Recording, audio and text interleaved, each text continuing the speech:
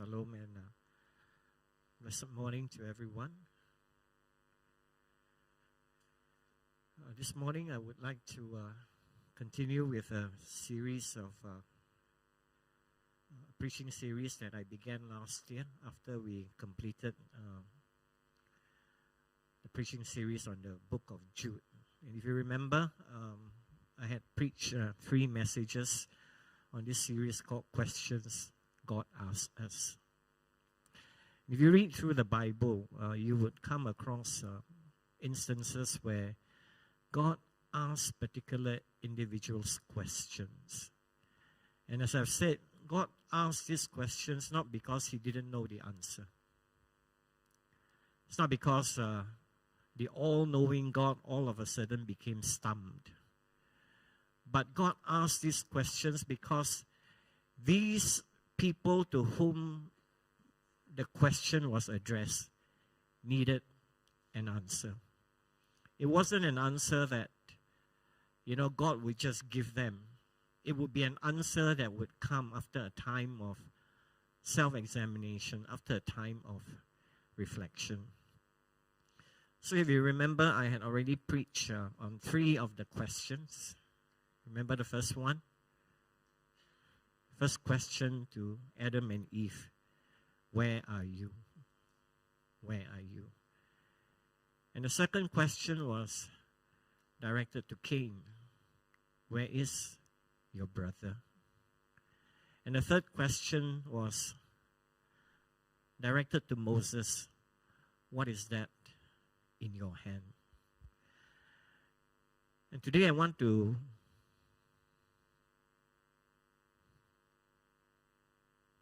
look at this question.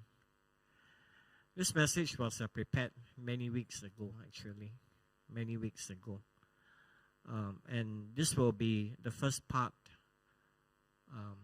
There will be 2 parts to this message. So I will preach the first part today, and then the second part next week. This question, what are you doing here, was directed to the prophet Elijah. And we find this question in 1 Kings chapter 19, verse 1 to verse 18.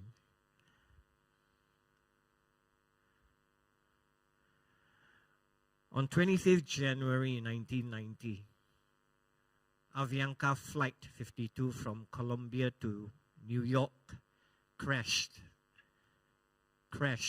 15 miles short of the runway at JFK International Airport, killing 73 passengers. And what was the reason for the crash? Pilot error? Mechanical failure? Some messed up with communication?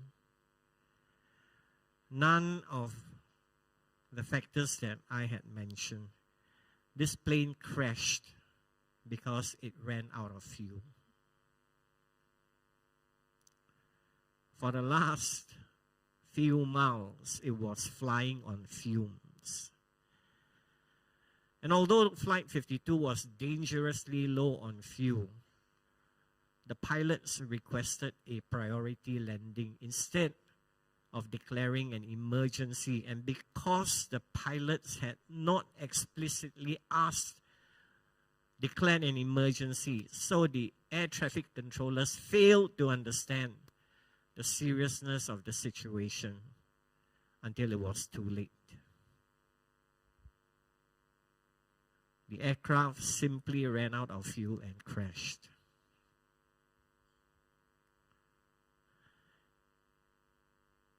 Perhaps some of you are like Avianca Flight 52.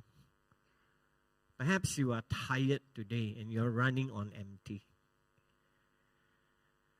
Perhaps you are feeling exhausted. You feel like your energy has been depleted. My brothers and sisters, the fact is this, the truth is this, there are times in our life, moments when we risk running on empty, and we push ourselves to the brink of exhaustion. Life can be very demanding. And not just for people who are working. Life can be very demanding. Can be very tiring. And because of the demands of daily life, we can, if we are not careful, become vulnerable to burnout. A state of complete physical, emotional, and mental depletion. You know, I know that there are many retirees in our midst. You know, retired doesn't mean you're not tired. In fact, English teachers will know the prefix re means again. Retired means you become tired again. You know, there are warning lights. And I believe God built this into us when He created us. We have built-in warning lights. And these warning lights will blink like crazy when our energy reserves are dangerously low. And just like I'm sure in the cockpit of Avianca Flight 52, you know, the pilots would probably be alerted to warning lights. Perhaps audible warnings of the impending danger. And we have these warning lights, and my brothers and sisters, if we learn to recognize these warning lights, then they will serve as crucial reminders for us to slow down. Slow down. Take a look at our lifestyle. And very importantly, after reassessing our lifestyle, then we take steps, critical steps, intentional steps to replenish our emotional and our spiritual well-being. So let me suggest some common warning signs. Difficulty sleeping or insomnia. Waking up at 4 a.m. in the morning and then not being able to sleep after that. Loss of appetite. Obviously, this tells you that I've not lost my appetite. Loss of energy.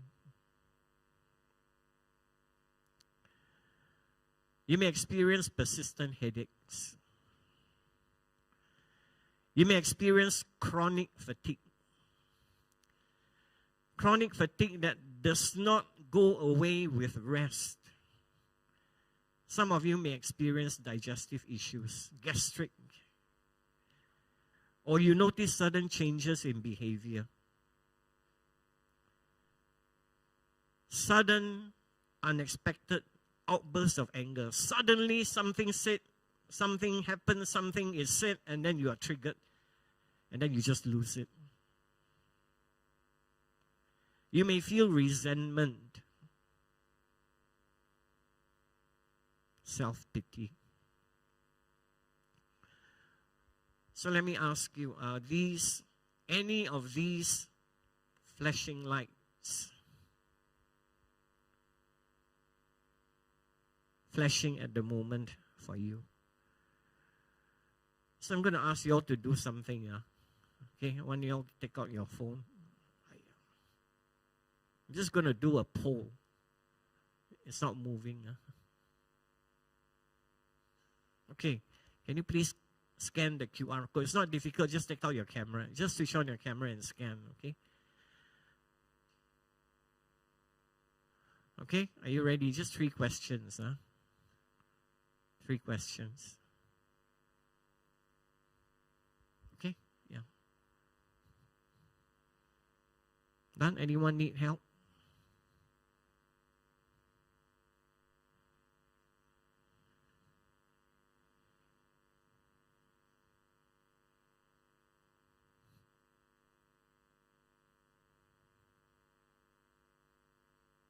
Okay, yeah. Let's run the poll. So how often do you experience burnout?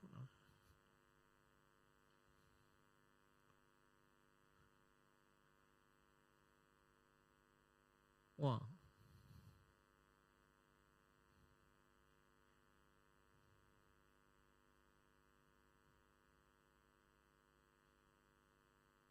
Okay, everybody done with answering? Okay, the 45% now who answered now, occasionally 46%, 45, okay? A few times a year, okay? Those who answered a few times a year, okay? Please volunteer to serve in church, okay?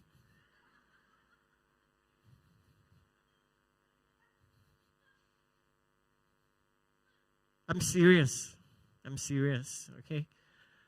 Those who are experiencing burnout frequently, monthly or more, 15%, take a sabbatical, okay? Rest. Rest. Okay, next question. What do you think are the primary causes of your burnout? I think you can answer more than one, up to three, I believe, okay? Lack of rest and personal time, emotional stress, feeling unappreciated, undervalued, lack of clear purpose or direction, struggles with faith or spiritual dryness. Wow.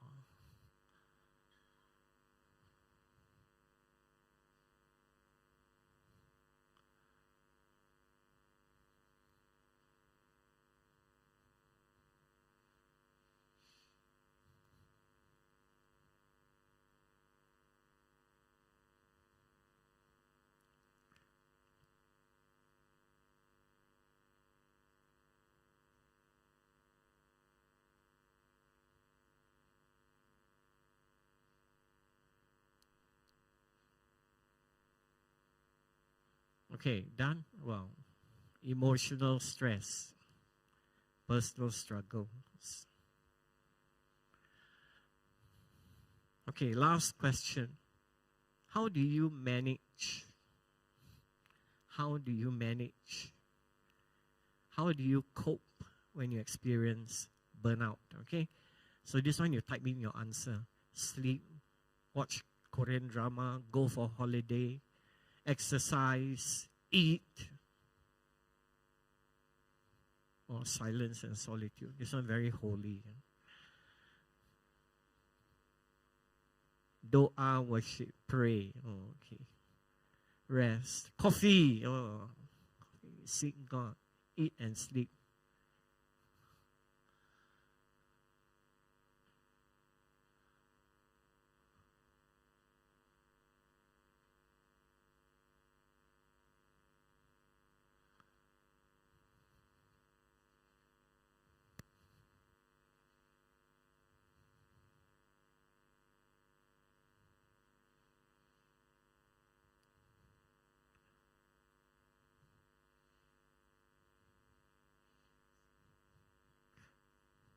Play PS5 a lot. That must be from Edward now. Okay.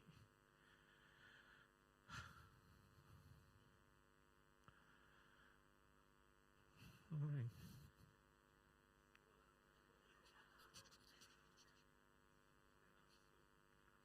Or scold husband.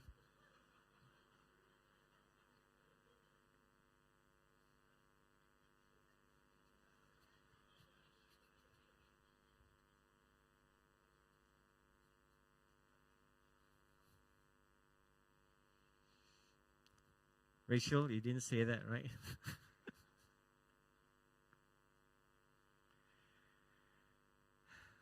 Okay, thank you. So prayer, okay?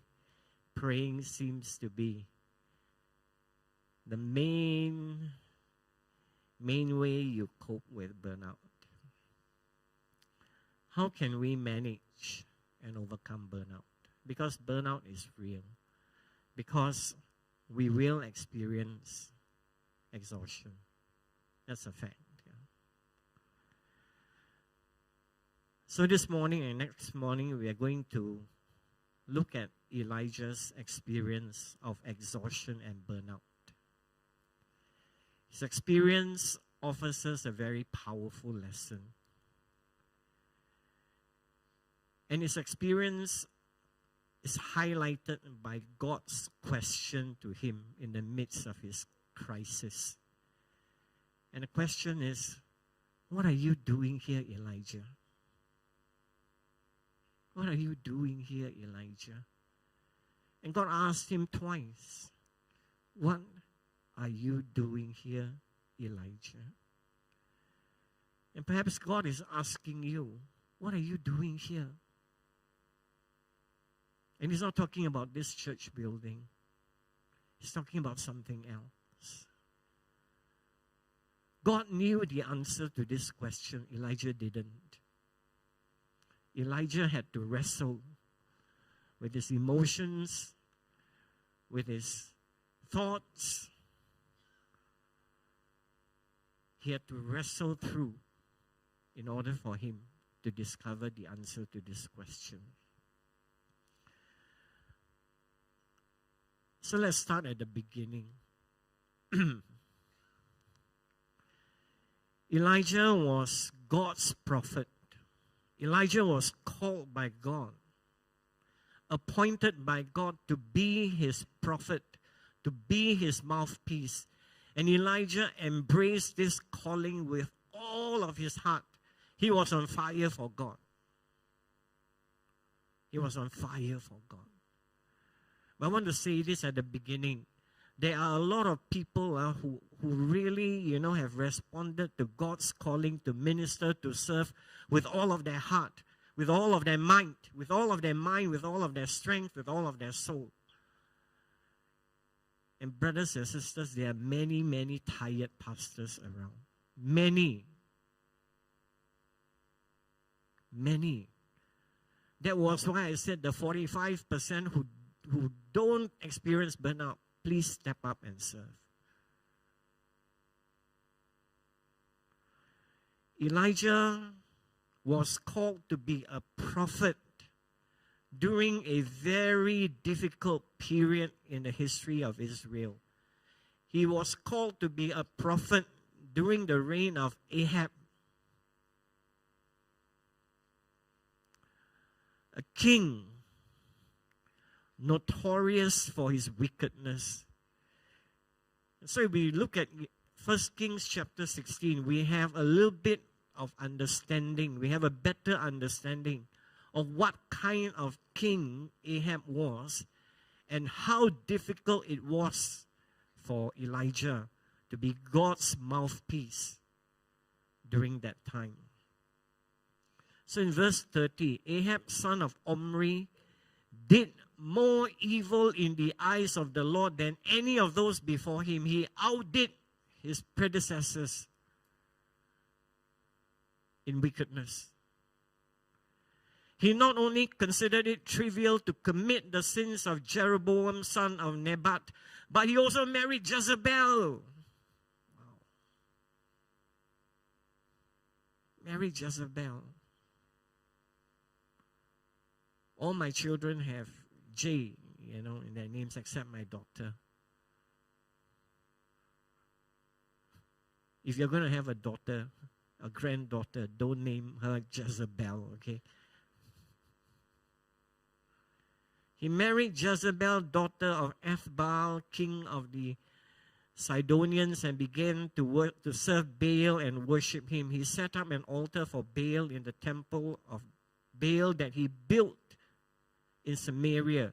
Ahab also made an Asherah pole and did more to arouse the anger of the Lord, the God of Israel, than did all the kings of Israel before him. He stirred up in God an anger because of his wickedness.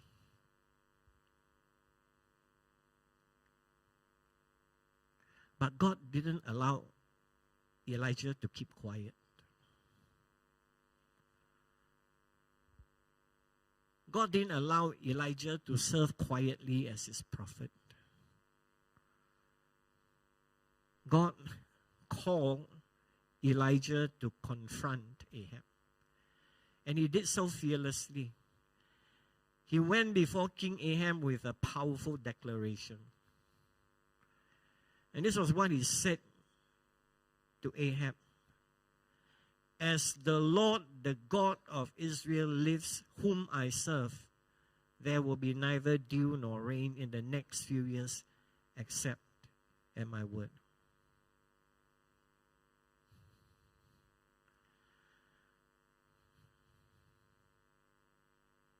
What a powerful declaration.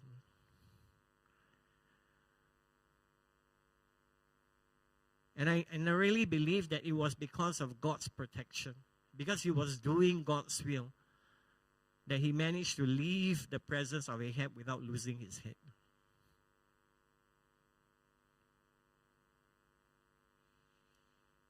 There will be neither dew nor rain in the next few years except at my word. And so,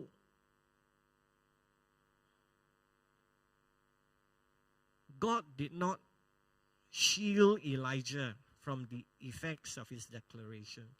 Elijah went through the drought. Elijah had to experience, had to suffer the consequences of this declaration. But despite the severe drought that followed, Elijah endured. He endured the hardships willingly, and he trusted God to provide for his needs in unexpected ways. He went to the Cherith ravine. He went beside the Cherith river, and the brook provided him water for a season. And then the brook also dried up.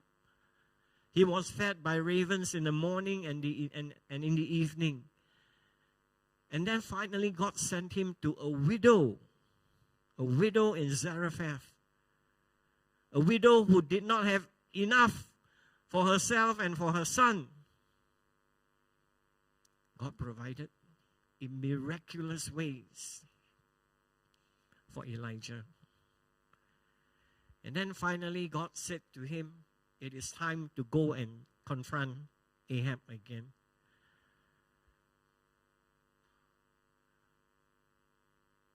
After a long time, in the 3rd year, the word of the Lord came to Elijah, go and present yourself to Ahab, and I will send rain on the land. So Elijah went to present himself to Ahab.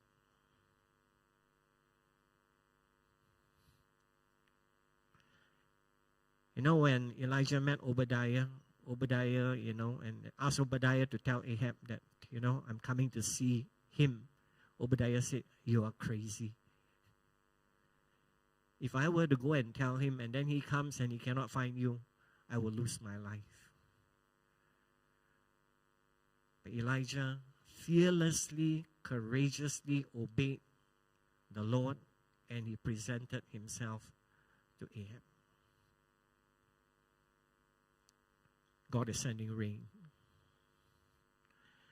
And so we read of this climactic confrontation on Mount Carmel. Elijah, one solitary person. Elijah stood alone against 450 prophets of Baal, 400 prophets of Asherah. He stood alone against them in a dramatic showdown on Mount Carmel.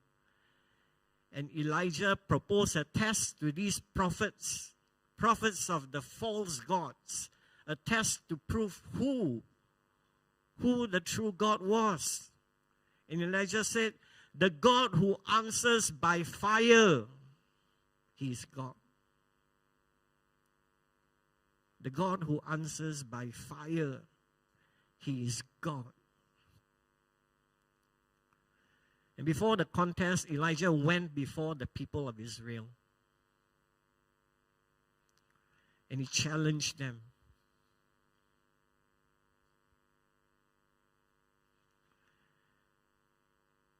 He challenged them. He said to them, how long will you waver between two opinions? Some version says, how long will you hesitate between two opinions? How long will you be double-minded? How long will you sit on the fence? How long will you be non-committal? How long? If the Lord is God, follow him. But if Baal is God, follow him. And the people kept quiet. And so we know the story. The prophets of Baal and Asherah, they prayed and they shouted. They even cut themselves. But their God did not answer by fire.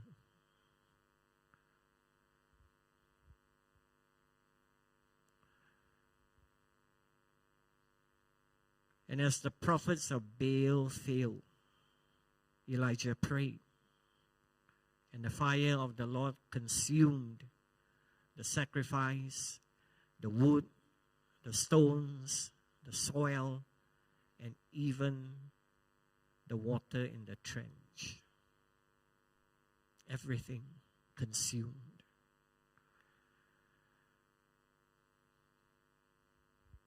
It was then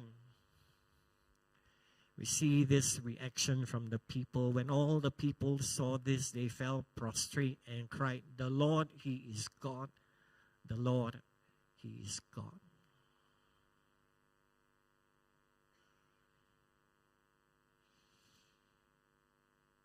And then we read that following the victory, Elijah commanded the seizure and execution of Baal's prophets. And he told Ahab, "Go back. The Lord is sending rain." And strengthened by the power of God, Elijah miraculously outran the king. The king was riding back to Jerusalem in his chariot, but Elijah outran him. Demonstration of the Lord's divine strength and favor. High point in Elijah's life. Right? Proven right. The Lord whom I serve, He is the true God. He answered by fire. Really a high point in his ministry as God's prophet until he heard what Jezebel had to say.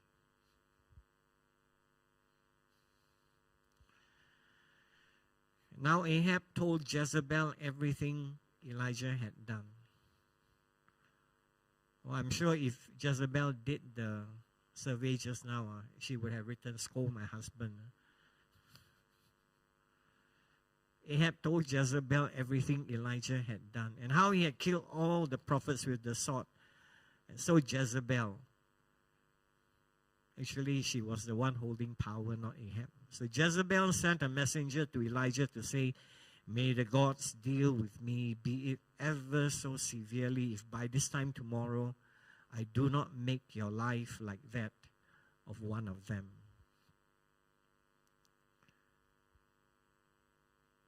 So when Elijah heard that, he was afraid. He was afraid and ran for his life. When he came to Beersheba in Judah, he left his servant there, while he himself went a day's journey into the wilderness. When Jezebel threatened his life, Elijah's fire, burning so brightly, suddenly died. No more fire, extinguished. Instead of the awe and the reverence, he was suddenly consumed by fear.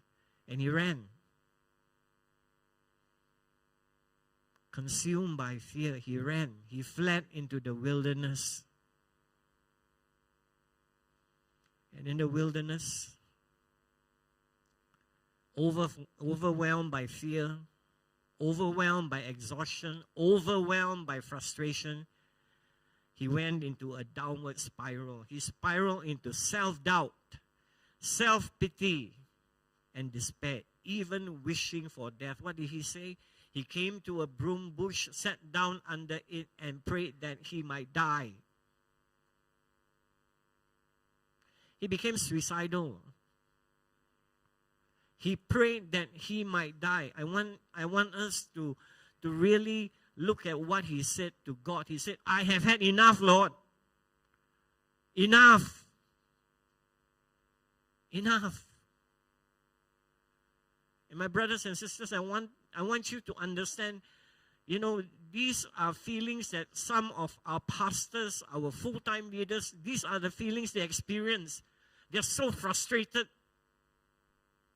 They can be so tired, so exhausted because it is really very, very demanding. Being a full-time pastor is very tiring. Being a pastor with another job is doubly tiring. And they're tired, exhausted. I have had enough, Lord. So take my life. I am no better than my ancestors. It's self-doubt, self-pity. Then he lay down under the bush and fell asleep.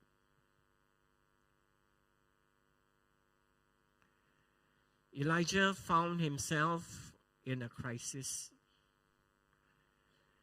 where he had once stood boldly against hundreds of false prophets, where he had once stood boldly before Ahab.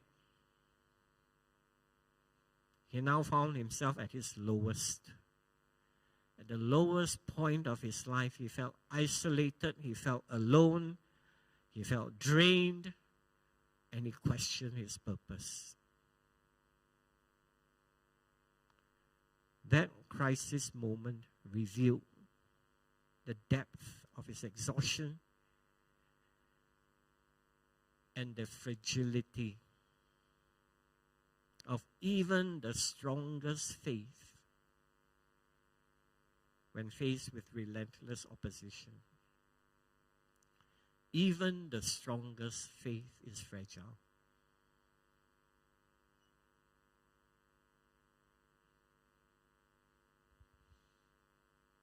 I always remember what Pastor Pua Seng Tiong said. He said, Masala ka. Masala is problem in Malay. And he said, Masala itu ialah masa Allah. It's God's time. But really, when you are just depleted, you're tired, you're exhausted, you know this in your head, you don't feel this in your heart. But nevertheless, it's true. When you have problems, this is when God works. This is when God shows up unexpectedly, powerfully, if you respond correctly. You know, this crisis point in Elijah's life became a turning point. In life, we will have moments of crisis, and these moments of crisis are turning points. If we respond correctly, it will lead to God. It will lead to life. It will lead into the destiny that God calls us into. This crisis became a turning point for Elijah. An opportunity for God to reveal His presence. An opportunity for God to renew Elijah's strength and to realign his purpose. He questioned his purpose, but it was a time for God to realign his purpose. And in this moment of crisis, God did not meet him with judgment. God did not say, hey, come on, Elijah, be a man. You are a prophet. Why are you down on your knees? Why are you crying? Why are you wallowing in self-pity? God met him with grace, not with judgment. Grace because God was guiding him toward restoration and a renewed calling. And I want us to see that during this turning point, there are three crucial moments. Stop. Listen. See. Stop, listen, and see. And today I'm just going to cover the first one. Stop is about divine care. Listen is to hear God's divine whisper. And to see is to see things, to perceive things from God's perspective, from the divine perspective. So the first thing is stop.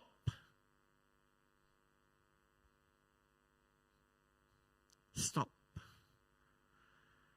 If you're tired, perhaps you need to stop. Stop and let God care for you.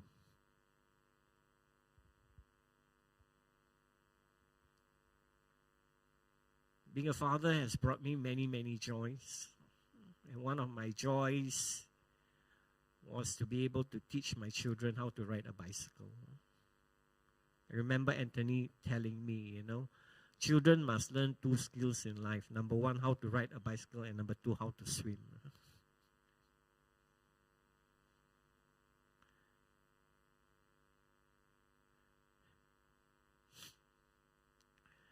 On one occasion, I took my youngest, Josiah, for his first road cycling experience out to the road. Where Prince of Wales Island International School is, that area. That time, not so many cars. Starbucks wasn't there yet. Burger King wasn't there yet, So, not so many cars.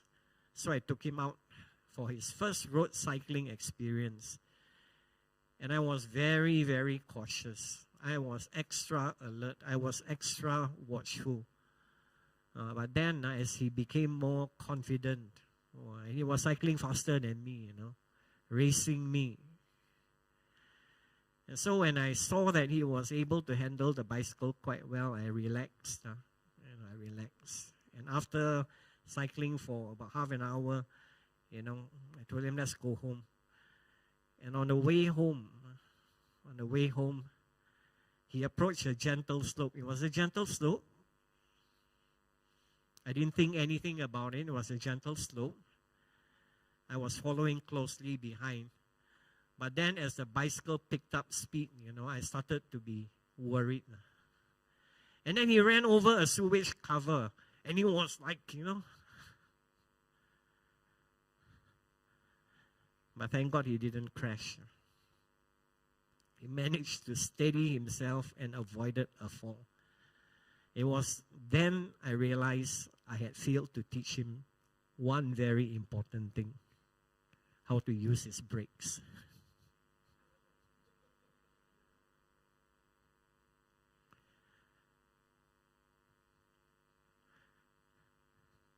He didn't know how to use the brakes.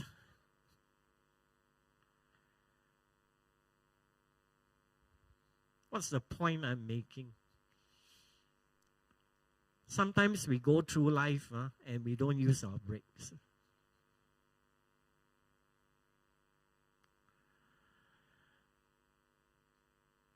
As we navigate life's journey, we must learn, we must develop effective, essential skills, communication skills. We need to learn family management. We need to learn the importance of teamwork, learn how to plan. We need to pick up life skills because life skills equip us to handle challenges, help us to build relationships, meaningful relationships, help us to fulfill our responsibilities well with confidence. But there's one basic skill that underlies all these competencies. It is the art of learning how to stop.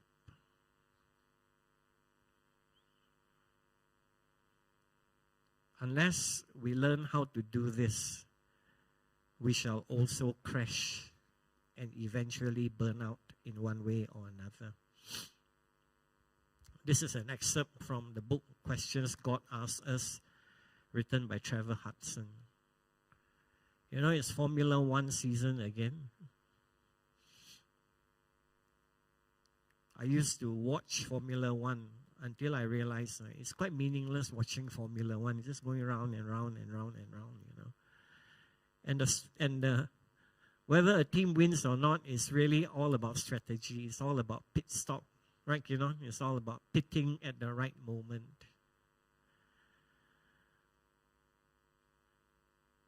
In a Formula One race, the pit stop is very, very important. It is not about starting the race, it's about winning the race. And if you cannot win, finish the race. So the Formula One pit stop is a crucial pause to refuel and change tires. Refuel so that the car will go the distance. Change tires so that the car can maintain, there's traction. So that the car does not, when it takes a corner, it doesn't overshoot the corner because there's no more traction in the tires. Similarly,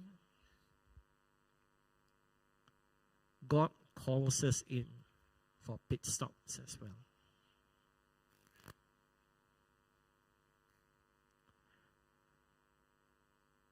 And during God's pit stop, He cares for us. God's pit stop is a moment for us to pause. Step back, pause, step back, recharge, realign with Him. And when we are in God's pit stop, we will understand, we will experience, we will see this revelation of God's nature. We see, we experience God's love and God's care. You know, God did not rebuke Elijah. He didn't scold Elijah. He attended to him. He sent an angel to attend to him. Eventually, God would rebuke Elijah, but at that point, He did not. God ministered to him and his needs. So in verse 5, 1 Kings 19, then he lay down under the bush and fell asleep. Okay to sleep. Sleep. All at once an angel touched him and said, "Get up and eat." He looked around, and there by his head was some bread baked over hot coals and a jar of water.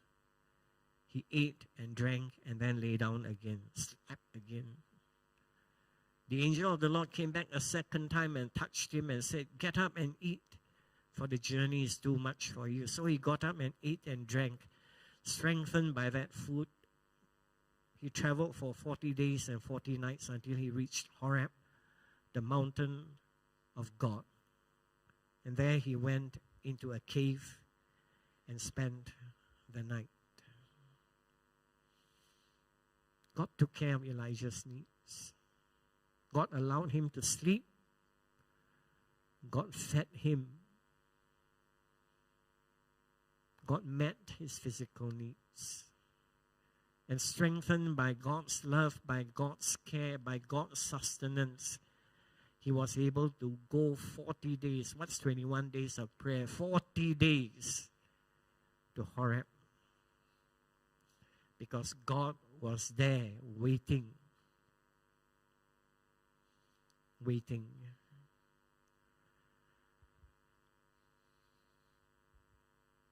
My brothers and sisters, I want to say to you, stopping is good. But in this world, you're not allowed to stop. I've got so many WhatsApp groups, cannot stop.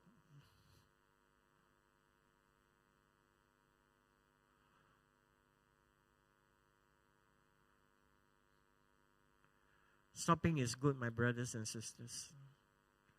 Stopping allows us to renew our energy. Stopping allows us the opportunity to replenish our emotional, our spiritual resources. When life moves at full speed, when you're flooring the accelerator,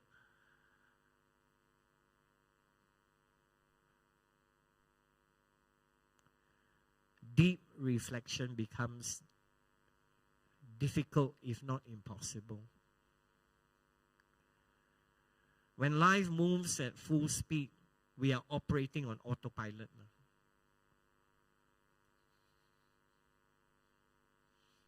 Those of you who are still working, are you operating on autopilot? You just put yourself in cruise mode.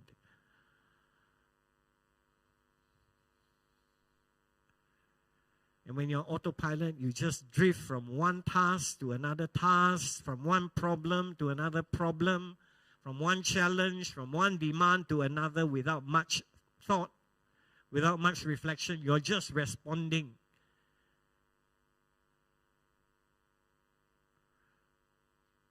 Taking time to pause helps us to recognize unhealthy patterns.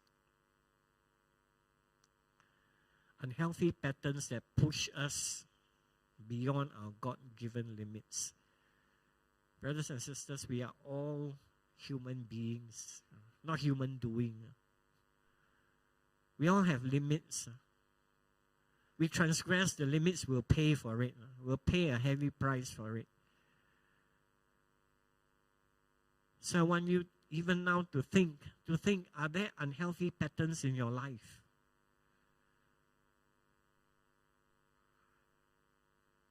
Unhealthy patterns that do not allow you to stop, do not allow you to pause. I'm not saying go away to a retreat, go into the wilderness, go into the desert, spend 40 days and do nothing. But are you able to pause, to stop? Because stopping and allowing God to recharge us, to replenish us, to realign us to His purpose, stopping empowers us to make choices that are purposeful, that are intentional, so that the way we live is life-giving instead of life-sucking. Learning to stop can prevent a devastating crash.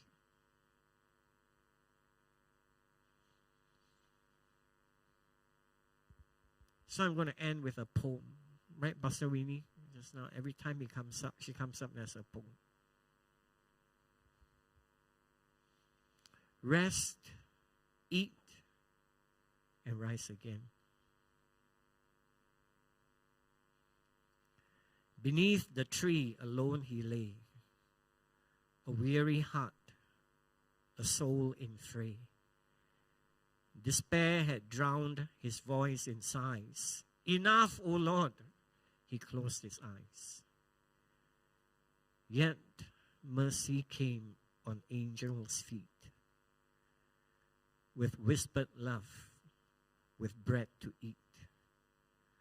A jar of water warm and bright, to lift him from his fading night. Rise and eat, the angel said, for still the road lies far ahead. No rebuke, no chiding tone, just strength to walk, though not alone. So eat, dear soul, and drink anew. Let slumber's arms enfold you too, for God still speaks. His love is deep. But first, we stop to eat and sleep. You have permission to lie down now and sleep if you're tired, okay? We'll wake you up at 5 o'clock for the prayer service. Let's pray.